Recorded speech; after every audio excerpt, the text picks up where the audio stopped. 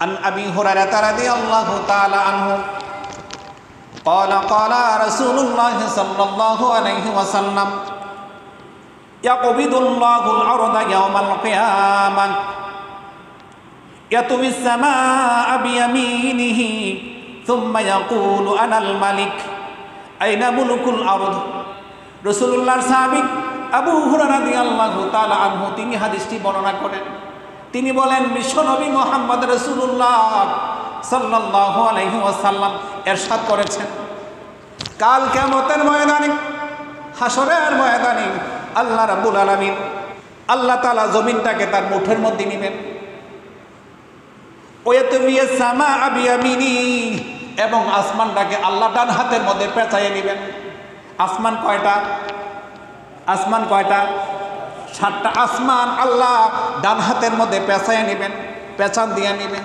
আর জমিনটাকে তিনি হাতের তালুকার মধ্যে নিয়ে নেবেন। সুবহানাল্লাহ পড়তেন না? নেওয়ার পর আল্লাহ বলবেন সুম্মা ইয়াকুল, তারপরে আল্লাহ বলবেন আনাল মালিক, আমি হইলাম রাজা। রাজাকে? সবাই পড়েন রাজাকে।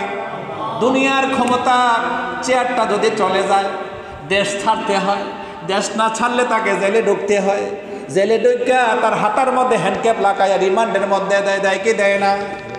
সুম্মা ইয়াকুল, তারপরে আল্লাহ বলবেন ও দুনিয়ার রাজারা তোমরা কোথায়? ও দুনিয়ার রাজারা তোমরা কোথায়? আইনাল মুলুকুল আরদ, দুনিয়ায় রাজত্ব পায়া, দুনিয়ায় ক্ষমতা পায়া বাহাদুরি করেছো, দুনিয়ায় ক্ষমতা পায়া বাহাদুরি করেছ, অহংকারী করেছ, আজকে তোমরা কোথায়?